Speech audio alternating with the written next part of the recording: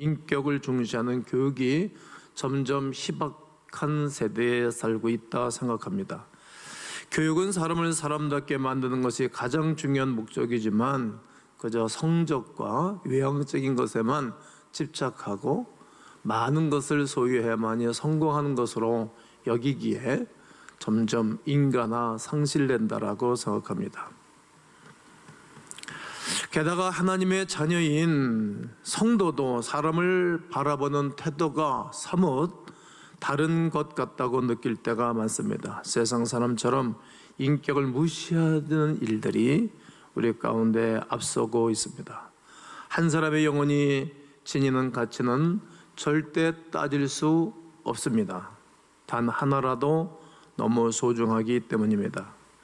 그러나 우리는 너무나 많은 것을 보고 있고 많은 것을 가져야만이 저 사람이 훌륭한 사람이다라고 가치 평가를 그렇게 하기에 우리가 하나님이 보시기에 이탈하는 삶을 사는 것입니다. 그래서 무언가를 해야 할 때는 몇 명이냐, 얼마냐, 얼마나 크냐, 몇 cc 자동차를 타냐, 몇 평에서 아파트를 사느냐, 이렇게 외형적인 것에 관심을 갖지요. 양적으로만 따지려 들지 한 명의 적은 것의 중요성을 인지 못하고 인식하지 못하고 살아갑니다. 예전에 제가 노벤담에서 다룬 적이 있습니다만 유명한 일본 작가인 미우라 아야코, 빙점이라는 소설을 쓴 작가입니다. 그녀의 작품은 대부분 간증적인 작품입니다. 자신이 어떻게 하나님을 만났고 하나님을 어떻게 체험하며 살아가는 이야기들을 그의 책에서 기록해내고 있습니다. 그녀의 작품은 읽은 사람들이 이구동성으로 이렇게 말하는 겁니다. 자신도 모르게 하나님의 살아계신 것을 직접적으로 간접적으로 체험을 한다는 거예요. 그리고 그리스도의 사랑을 지금도 책을 읽으면서 느끼고 감동을 받는다라고 많은 사람들이 고백합니다. 미우라 아야코가 쓴 책이 일본에서만 수백만 권이 팔렸고 우리나라에서도 수없는 사람들이 이분의 책을 보았습니다. 제 서재에도 꽂혀 있고 오래전에 많은 사람들에게 선물을 준 기억도 있습니다. 하나님 나라를 위해서 이분을 통해서 직접적으로 간접적으로 엄청난 영향을 끼친 책입니다. 그러나 이 미우라 아야코를 전도한 사람이 어떤 사람인지 아시죠? 아십니까? 청년이었습니다. 이 미우라 아야코에게 복음을 전해주러 갔을 때 상황은 폐병 환자입니다. 폐병 환자. 그리고 수용소에서 있을 때입니다. 얼굴이 창백하고 사람들이 알아주지도 않고 와주는 사람도 없고 그냥 뭐 가치로 따지면 누가 거들떠나 보겠습니까? 가족일지라도 중병이 걸려서 사람들을 타지 못하면 힘들어 하잖아요. 자식일지라도 긴 병에 효자가 없다고 자식들도 부모도 경시하죠. 생과 죽음의 갈래길에서 매일 각철하며 투병하고 그가 있을 때 어떤 청년이 무명의 청년이 와서 그리스도 예수를 전해주는 것입니다. 각혈하며 언제 죽을지 모르니 초라한 여자에게 무슨 가치가 있겠습니까? 동정하고 지나가면 끌릴 수 있는 그저 한 번 쳐다보고 눈물 한 번 흘려주면 더 이상 해줄 것도 없다고 여러분 느끼지 않습니까? 그것으로 끝인 존재, 죽으면 더는 찾아갈 필요도 없는 존재가 아닐까요? 거기에 무슨 가치가 있다고 생각하겠습니까? 그러나 그녀를 찾아온 청년은 이 여인을 어떻게 보였는지 각혈하면서 파리하게 마른 그녀를 찾아가고 또 돌보고 또 찾아가서 또 가서 복음을 전해주는 것입니다. 예수님이 당신의 구주이십니다. 예수 믿으세요. 믿으면 당신이 이 모든 고통에서 벗어나서 하늘의 영원한 축복을 누리게 됩니다. 영원한 생명을 얻게 된다라고 복음을 정확하게 제시해 주는 것입니다. 당연히 그 청년은 이 여인이 나중에 일본 열도를 불러일으키고 수없는 사람들이 그리스도 예수를 믿게 될 것이라는 생각하지 못했겠죠. 엄청난 가능성이 있는 사람인 것을 알아볼 수도 없는 것입니다. 하지만 한 영혼을 소중히 여기는 마음 때문에 피를 흘리고 죽어가는 여인을 위하여 복음을 전해주는 것입니다. 결국 그녀는 수백 명이 나가서 전도하는 것보다 더 큰 많은 영향력을 끼치고 있고, 지금도 이분의 책을 읽고 수 없는 사람들이 그리스도 예수께로 돌아오고 있습니다. 이만큼 한 사람의 가치는 다 계산할 수 없는 것입니다. 너무나 중요합니다. 하나님께서 인간을 통합적으로 묻고 세상으로 표현을 했지요. 요한복음 3장 16절에 하나님이 세상을 이처럼 사랑하사 독생자를 주셨으니 이는 그를 믿는 자마다 멸망하지 않고 영생을 얻게 하려 하십니다. 이 세상을 전 인류로 가리킵니다. 그러나 갈라디아서 2장 20절에 내가 그리스도와 함께 십자가에 못 박혔나니 그런즉 이제는 내가 사는 것이 아니요 오직 내 안에 그리스도 예수께서 사시는 것이라. 이제 내가 육체 가운데 사는 것은 나를 사랑하사 나를 위하여 자기 자신을 버리신 하나님의 아들을 위하여 사는 것이라고 고백합니다. 요한복음은 세상을 위해 독생자 예수 그리스도께서 이 땅에서 죽으셨다고 말하고 있고, 갈라디아서에서는 하나님의 아들께서 나를 위하여 죽으셨다, 온 세상을 위하여 죽으셨다라고 그리스도를 소개한 반면에 갈라디아서에서 바울 사도는 나를 위해서 죽으셨다, 네가 아니라 나입니다.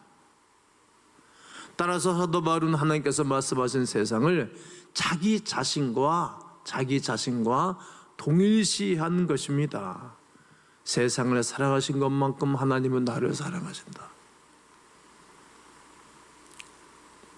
인류를 귀하게 여기시는 것만큼 하나님은 나를 귀하게 여기신다. 하나님이 세상을 구원하시는 것처럼 나를 구원하신다.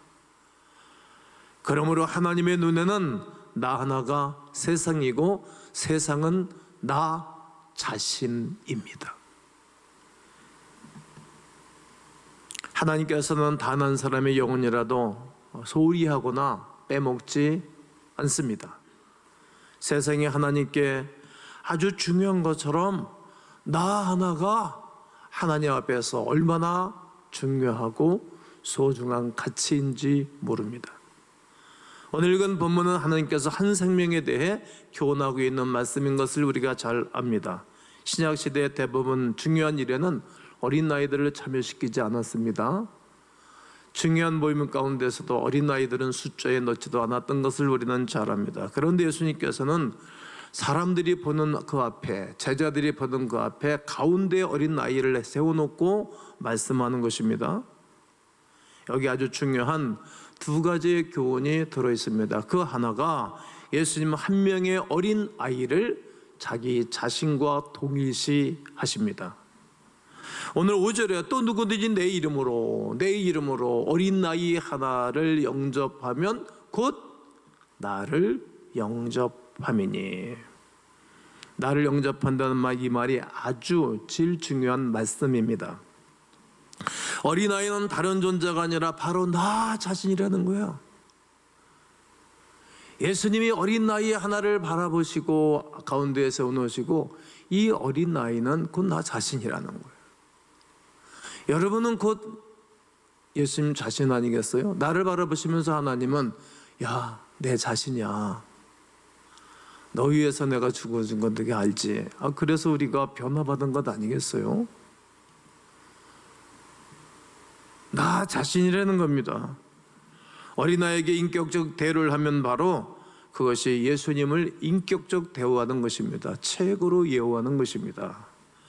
이 사실을 예수님께서 더 구체적으로 말씀하신 말씀이 마태복음 25장입니다. 24장을 제가 여러 날 동안 마지막 때에 대한 말씀과 그리고 예수님의 제자들의 질문한 내용을 가지고 증거했어요. 그리고 25장에 가게 되어지면 열처녀 비유가 나옵니다. 열처녀 비유, 등잔, 기름 준비하라고 말씀하고 계시고, 그리고 달란트 비유를 말씀하고 계시고, 양과 염소의 비유를 말씀하고 계십니다. 그런데 이 두 비유로 나눠지고 비유하셨는데 오른쪽에 있는 사람은 양으로 비유하셨고 왼쪽에 있는 사람은 염소로 비유를 하셨습니다. 양은 하나님 앞에 충성스러운 그리고 사람 많은 짐승으로, 염소는 악격을 감당하는 그러한 짐승으로 비유로 말씀하신 것입니다. 근데 윈쪽 염소에 속한 사람들이 예수님께 말하는 겁니다. 뭐라고 말하는가? 44절을 보겠습니다. 그들도 대답하여 이르되 주여 우리가 어느 때에 주께서 줄이신 것이나 목마르신 것이나 나가내 되신 것이나 헐벗으신 것이나 병드신 것이나 옥에 갇힌 것을 보고 공양하지 아니하도이까. 질문형으로 의문형으로 그리고 기분 아주 섞인 감정을 담은 말로 예수님께 질문하는 거예요. 원래 제대로 안 하는 사람들이 그러거든요. 제대로 하는 사람들은요 절대 이의를 걸지 않아요. 내가 뭐 경험해서 보니까. 예수님 우리가 세상에 있을 때 예수님께 먹을 것 갖다 드렸죠? 입을 것도 갖다 드렸지 않습니까? 마실 것도 갖다 드렸지 않습니까? 옥에 갇혔을 때 돌아보지 않았습니까? 그러자 예수님께서 말씀하십니다. 나는 너희들이 언제 내게 옷을 주었는지 먹을 것을 주었는지 내가 옥에 갇혔을 때 찾아왔는지 기억하지 못한다. 기억이 안 나. 그들이 묻습니다. 이거 왜 우리 주님 기억이 안 나십니까? 왜 기억 못하십니까? 그러면서 45절에 이에 임금이 대답해 이르되 내가 진실로 진실로 너에게 이르노니 이 지극히 작은 자 하나에게 난 지극히 작은 자 죄인 중에게수 모익한날 이 지극히 작은 자 하나에게 하지 아니하는 것이 그건 내게 하지 아니한 것이니라 하시니라. 너희들의 바로 옆에 있는 어린 나이 하나가 굶주릴 때 먹을 것을 주지 않았고 헐벗을 때 입혀주지 않았고 옥에 갇혔을 때 돌아보지 않았다는 거예요. 오른쪽 양에 해당하는 성도들이 찾아와서 말하는 겁니다. 오른쪽에 있는 양에 속한 사람들이 이 의인들은 믿음으로 사는 사람들 아니겠어요? 주여 우리가 어느 때에 주께 주시는 것을 보고 음식을 대접하였으며 목마르신 것을 보고 마시게 하였나이까? 어느 때에 나가게 되신 것을 보고 영접하였으며 헐벗으신 것을 보고 옷을 입혔습니까? 어느 때에 병드신 것을 바라보시고 옥에 갇힌 것을 보고 가서 찾아뵈었나이까? 예수님 우리가 세상에 있을 때 주님께 옷 한 벌 해드린 적도 없고 먹을 것 하나 갖다 드린 적이 없습니다. 이렇게 오른쪽에 있는 의인들이 믿음으로 행했던 사람들이 말을 하는 거예요. 내 오줌에서 돈이 나고 내가 수고하고 발품을 팔고 이품을 팔고 손을 움직여가면서 수고했지만 다 주님이 주셨으니까 내가 한 것이 아니고 주님에게 맡겨서 한 것 아니겠어요? 그까짓 거 하나님이 훅 불러가면 하루 살 사람이 누가 있겠어요? 요즘 우리나라 당군 이후에 말이죠, 영언실이 없어가지고 화장을 못 시켜가지고 6일씩 10일씩 장례를 치러요. 이게 신기한 나라가 됐어요.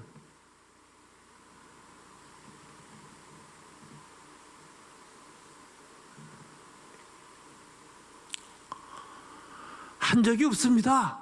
제대로 한 사람들은 자기가 한 것이지만 하나님이 공급하는 신과 하나님이 허락하신 것을 했기 때문에 내가 한 것이 아니라고 고백을 해요. 아주 멋진 고백 아닙니까? 그래서 예수님께서 말씀하시는 것입니다. 아니야, 너희들이 진짜 내가 배고플 때 먹을 것을 가져왔어. 입지 못했을 때 너희들이 입을 것을 갖다 주었어. 내가 감옥에 갇혔을 때 너희들이 찾아왔지 않느냐? 그들이 묻습니다. 아이고 언제 우리가 그렇게 했습니까? 그러니까 40절은 다 함께 한번 읽어보겠습니다. 시작. 임금이 대답하여 이르시되 내가 진실로 너에게 이르노니 너희가 여기 내 형제 중에 지극히 작은 자 하나에게 한 것이 곧 내게 한 것이니라 하시고, 예수님께서 말씀하시는 것입니다. 너희 곁에 있는 이웃, 어린아이가 목말라 할 때 마실 것을 준 것이 곧 나에게 준 것이니라. 또 그들에게 먹을 것을 준 것이 나에게 준 것이 아니냐? 내가 다 기억하고 있느니라. 다 기억하고 있다. 예수님께서 사람들이 멸시하고 천대하는 이 어린 아이 하나를 자기 자신이라고 생각하셨습니다. 우리 속에 하나님의 형상, 하나님의 이미지가 있지 않습니까?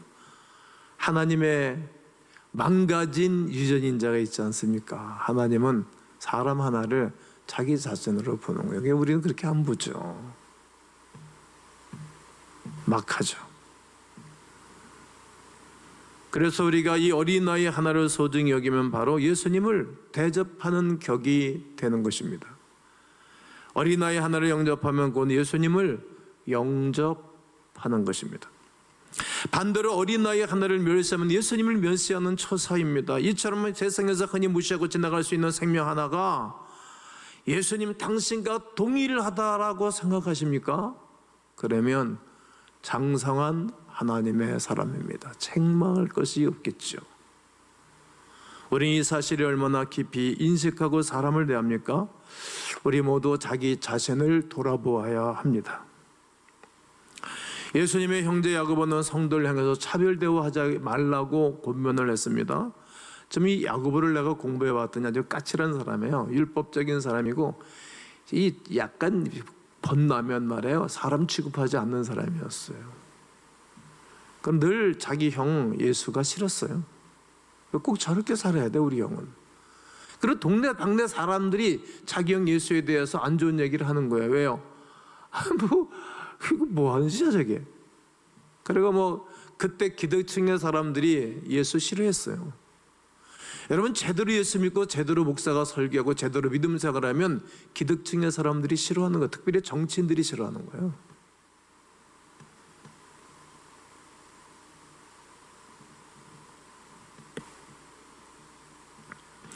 그러다가 나중에 부활의 예수를 만났어요 야고보가. 그리고 그 야고보서를 쓰는 거예요. 자기가 몰랐죠. 그리고 그가 정리한 것이 있어요. 뭐라고 말합니까? 주일날 너희들이 예배당에 올 때 금가락지를 끼고 화려한 보석을 하고 그리고 좋은 옷을 비단 옷을 입고 오게 되어지면 고개를 머리를 90도로 팍 숙이고 좋은 자리 상석에 앉히지 않느냐. 가장 좋은 자리, 특별한 자리에 앉힌다는 거예요. 그러나 옷을 남루하게 입고 냄새나는 사람이 예배당에 들어오게 되어지면 거들떠보지도 않는다는 거예요. 인사도 하지 않고 그 사람 데리고 가서는 저 자리에 조용히 앉으라고 후미진 자리에 앉힌다는 겁니다. 만일 자리가 없으면 서서 예배 드리라고 아주 차별 대우를 했습니다. 그래서 야고보는 아주 엄중하게 꾸짖고 있지 않습니까? 만일 너희가 사람을 차별하여 대하면 뭐 하는 것이라고요? 죄를 짓는 거라고. 사람을 차별하면 죄를 짓는 거라고.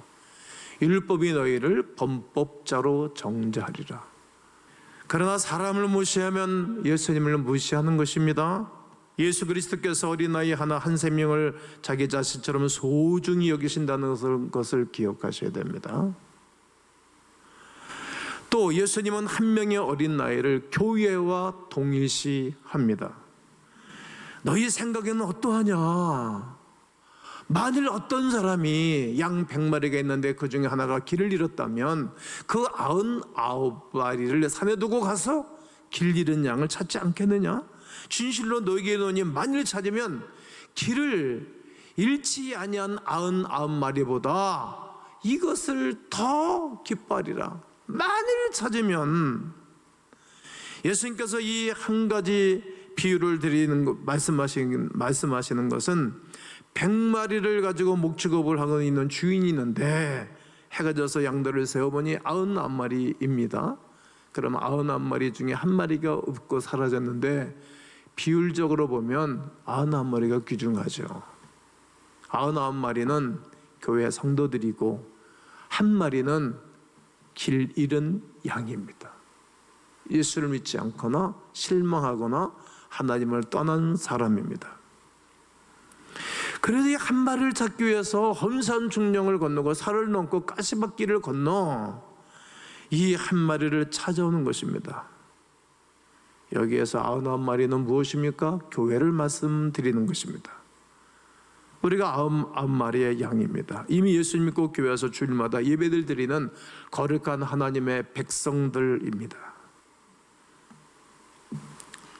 99마리의 양, 교회입니다. 그럼 한 마리의 양은 어떤 것입니까? 아직 교회에 들어오지 않고 교회 밖에서 방황하고 그리고 헤매기는 수 없는 영혼들을 가르치고 말하는 것입니다. 그 영혼을 하나님께서 찾고 계십니다. 2000년 동안 찾으셨어요. 지금도 찾으시는 거죠. 문재인 정부 들어와서 우리 한국교회는 아이들을 다 잊어먹었죠.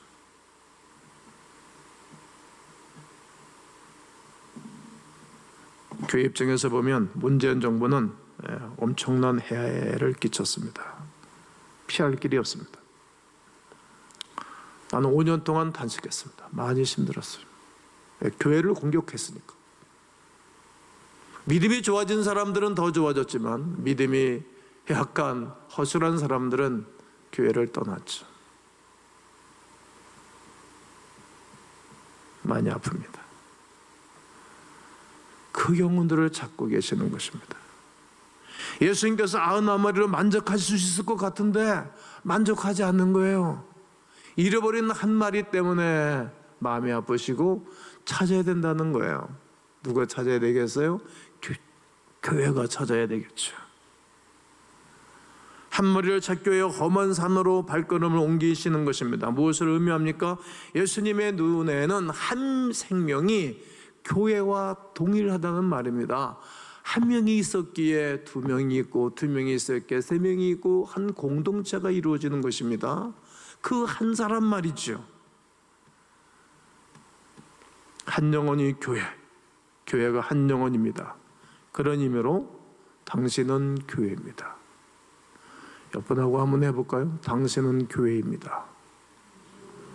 얼마나 가치가 있고 얼마나 은혜가 있는 건지 몰라요. 저는 교회예요. 성도는 자기 자신을 격려하고 칭찬할 줄을 알아야 됩니다. 나는 비싼 몸이라고 일부러 나한테 계속 영적인 체면을 겁니다. 오늘도 아침에 일찍 일어나서 거울을 보면서 제 머리 손질도 하고 샤워하고 예배를 준비하면서 잘생겼다, 너 정말 귀하다, 나를 계속 칭찬하는 거예요. 뭐 제가 없었으면 가운교회 없어요. 이렇게 중요한 거예요. 나는 교회. 여러분들이 안 계시면 교회로서의 기능을 발휘할 수 없어요. 그래, 여러분 한 분 한 분은 교회예요. 얼마나 귀중하고 얼마나 소중하고 얼마나 가치 있는 분들인지 모릅니다. 저는 아무도 없는 가운데서 예배를 드리기 시작하면서 오늘의 교회를 이루고 달려오면서 한 사람이 정말 소중한 것을 알았어요. 한 사람이 회방을 치면 힘이 들더라고요. 한 분이 변화를 받아서 다른 사람들에게 배운 나의 아름다운 감동을 주면 다 좋아지더라고요. 한 사람이 이렇게 소중한 것입니다. 귀중한 것입니다. 사랑하는 성도 여러분, 여러분 한 영혼을 구원하고 한 분에게 생명의 영향을 끼치기 위해서 여러분이 하늘의 미랄이 되시면 어떨까요? 하늘의 미랄이 땅에 떨어져 썩지 아니하면 하늘 그대로 있고 썩음에 맞는 열매를 맺는다고 말씀하셨는데, 여러분 가정에서 하늘의 밀이 되면 어떨까요? 어려운 일은 내가 하겠다라고 덤벼보면 어떨까요? 힘든 일은 내가 하겠노라고 연세 드신 노인들 모시기가 힘들어요. 가족들에게, 형제들에게도 내가 하겠노라고, 내가 해보겠다고. 잘 해보시죠. 어려운 일을 하는 거예요. 우리는 어려운 일을 안 하려고 그래요. 힘든 일을. 요즘 예수쟁이들 너무 똑똑해졌어. 요즘 예수쟁이들 돈도 많고, 요즘 예수쟁이들 좋은 집에서 많이 살잖아요. 요즘 예수쟁이들 좋은 차들도 많이 타고 다니잖아요. 그게 하나님의 은혜이지 않습니까? 근데 이것은 내가 잘해서 그런 것인 줄 알고 사람들을 무시하고 어려운 일을 안 해요. 하늘의 미랄이 되고 싶지 않은 거예요. 집에서도 그런데 교회 와서 그렇게 하겠어요? 더 싫지. 안 하는 거예요. 그래서 생명력이 없어요. 그 한 영혼을, 한 생명을 얻는 것이 곧 예수님을 얻는 것입니다. 그 한 영혼을 사랑하는 것은 예수님을 사랑하는 거예요. 하나님은 너무너무 좋아하시죠. 한 생명을 얻으면 큰 교회를 얻는 것입니다. 예수 그리스도께서는 어린 나이 하나를 당신과 동일시했다는 것 꼭 기억하면 좋겠습니다. 교회를 당신과 동일시하셨습니다. 그러므로 한 영혼을 소중히 여기시고 한 주간 동안 한 사람의 가치를 최고로 바라보시면서 믿음을 생활하시면서 하나님의 큰 은혜를 누리는 광음인들 되시기를 주님의 이름으로 축원합니다.